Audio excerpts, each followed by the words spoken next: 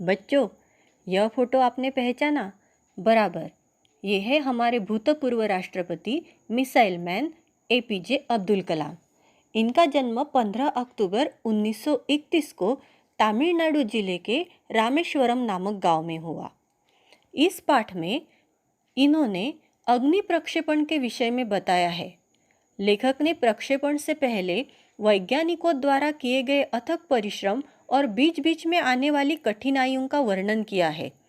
अग्नि मिसाइल के प्रक्षेपण में सैकड़ों वैज्ञानिकों ने अनेक संगठनों का नेटवर्क बनाकर लंबे समय तक एक टीम की तरह काम किया था।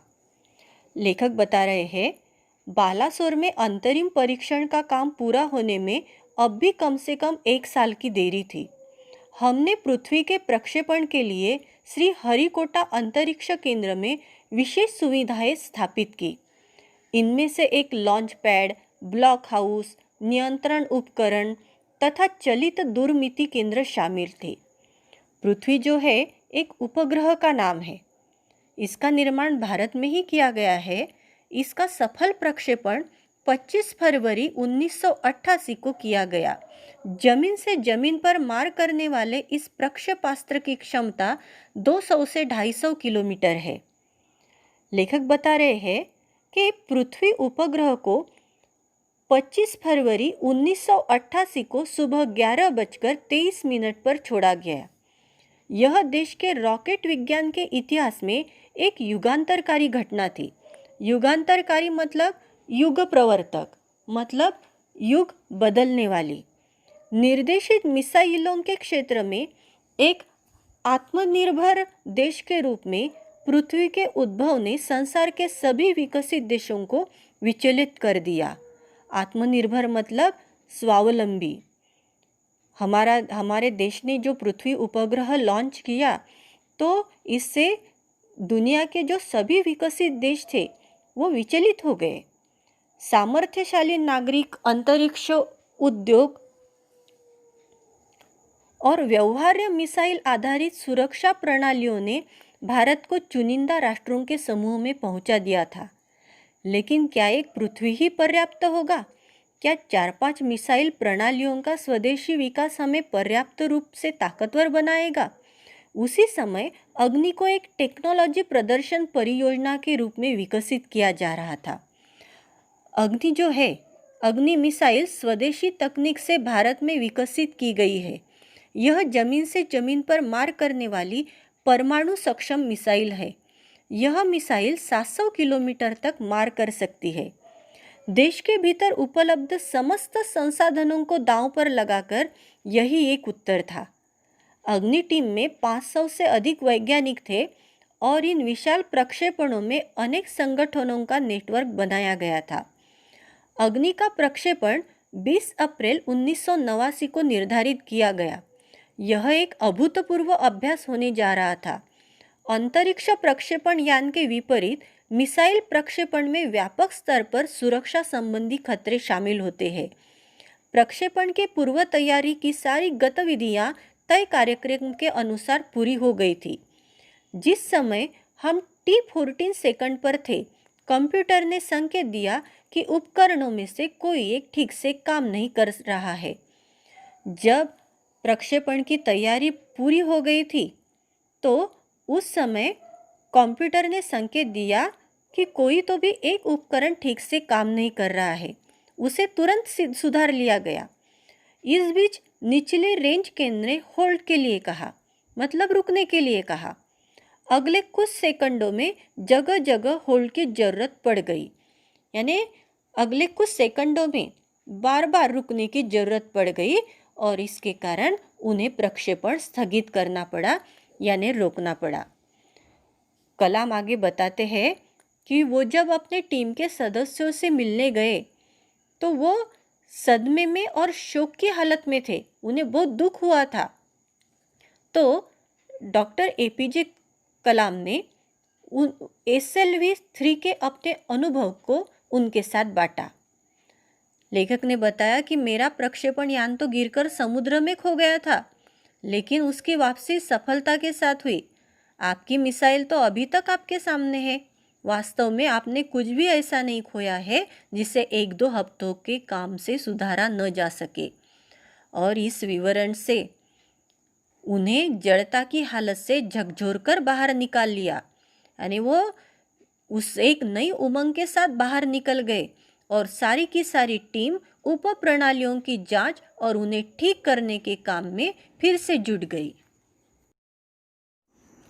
लेखक आगे बताते हैं कि अगले 10 दिन तक दिन रात चले विस्तृत विश्लेषण के बाद हमारे वैज्ञानिकों ने मिसाइल को 1 मई 1989 को प्रक्षेपण के लिए तैयार कर लिया। 10 दिन तक उन्होंने अथक परिश्रम किए और फिर मिसाइल को प्रक्षेपण के लिए तैयार किया। लेकिन स्वचालित कंप्यूटर जांच अवधि के दौरान T10 सेकंड पर एक होल्ड का संकेत दिखाई पड़ा।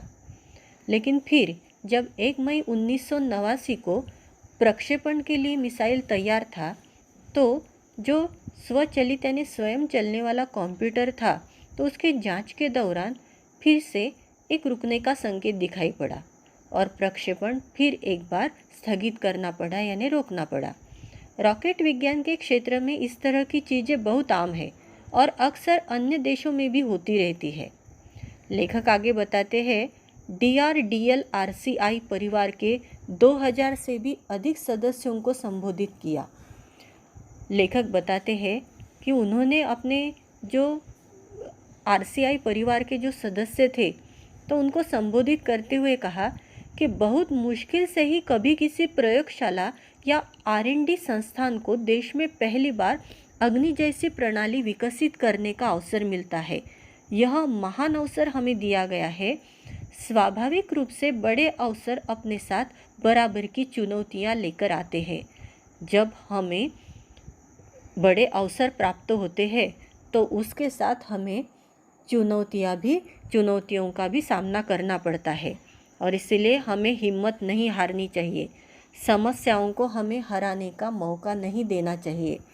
देश को हमसे सफलता से कम कुछ भी पाने का अधिकार नहीं है, यानी देश को उनसे सिर्फ सफलता ही चाहिए थी। आइए सफलता को लक्ष्य बनाएं। अपना संबोधन लगभग खत्म कर चुका था कि लेखक कहते हैं कि मैंने लोगों को कहते हुए पाया, मैं आपसे वादा करता हूँ, महीने के खत्म होने के पहले ही अग्नि का कामयाबी से प्रक्षेपण करने के बाद हम यहाँ वापस मिलेंगे। यानी लेखक के भाषण ने वहाँ के लोगों को इतना, यानी उनमें जो उत्साह का संचार हुआ था कि उन्होंने कहा कि महीने के खत्म होने के पहले ही अग्नि का कामयाबी से प्रक्षेपण करने के बाद हम यहाँ वापस मिलेंगे। यह किसी आश्चर्य से कम नहीं था कि कैसे सैकड़ों कर्मचारियों ने लगातार काम करके प्रणाली की तैयारी का काम स्वीकार्यता परीक्षणों सहित केवल 10 दिन में पूरा कर डाला। लेकिन अब बाधाएं पैदा करने की बारी विपरीत मौसम की थी। जो कुछ भी उसमें बाधाएं थी, तो कर्मचारियों ने लगातार काम करके वो 10 दिन में पूरी की। लेकिन अब विपरीत मौसम की बारी थी। एक चक्रवात का खतरा मंडरा रहा था। चक्रवात यानी बवंडर। सभी कार्य केंद्र उपग्रह संचार के जरिए आपस में जुड़े हुए थे। मौसम संबंधी आंकड़े रुक रुक कर आने लगे और 10 मिनट के अंतराल में उनकी बाढ़ से आ गई। अंततः प्रक्षेपण 22 मई 1989 के रोज निर्धारित किया गया। यह पूर्णिमा की रात थी। ज्वार के कारण लहरें किनारों से टकराकर और अधिक शोर मचा रही थी। क्या हम अग्नि के प्रक्षेपण में कल सफल होंगे? यह सवाल हमारे दिमागों में सबसे ऊपर था, लेकिन हमसे कोई भी उस सुंदर रात के जादू को खंडित करना नहीं चाहता था। सबके दिमाग में यही सवाल था कि क्या हम कल अग्नि का प्रक्षेपण सफल कर पाएंगे? लेकिन उनमें से कोई भी उस सवाल के कारण उस सुंदर रात के जादू को खंडित नहीं करना चाहता था। एक लंबी खामोशी तोड़ते हुए आखिरकार रक्षा मंत्री महोदय ने कलाम जी से पूछा कि कलाम, कल तुम अग्नि की कामयाबी का जश्न मनाने के लिए मुझसे क्या उपहार चाहोगे? यह एक मामूली सवाल था। कलाम जी तत्काल इसका कोई भी जवाब नहीं सोच पाए। लेखक कहते हैं कि मैं क्या चाहता था, क्या था जो मेरे पास नहीं था? कौन सी चीज़ मुझे और खुशी दे सकती थी? और तब मुझे जवाब मिल गया, हमें RCI में लगाने के लिए 1 लाख पौधों की ज़रूरत है। उन्होंने रक्षा मंत्री से 1 लाख पौधों की मांग की। उन्होंने कहा, अगले दिन सुबह 7:10 पर अग्नि मिसाइल प्रज्वलित हो उठी। यह एक परिपूर्ण प्रक्षेपण था। सभी उड़ान मानक पूरे हुए। यह एक दुस्वप्न भरी नींद के बाद एक खूबसूरत सुबह में जागने जैसा था। जैसे कोई कभी नींद में हमें कोई बुरे सपने हम देखते हैं और उसके बाद हम जब जगते हैं तो एक खूबसूरत सुबह हमारे सामने आती है। तो वैसे ही कहते हैं कि लेखक एक था। हम अनेक कार्य केंद्रों पर 5 साल की कड़ी मेहनत के बाद लॉन्च पैड पर आए थे। पिछले 5 हफ्तों में गड़बड़ियों की एक श्रृंखला की अग्नि परीक्षा से गुजर रहे थे, लेकिन आखिरकार हमने यह करके दिखा दिया। यह मेरे जीवन के महानतम क्षणों में से एक था। सिर्फ 600 सेकंड्स की भव्य उड़ान ने हमारी सारी थकान को एक पल में धो डाला। सालों की मेहनत का क्या शानदार नतीजा मिला।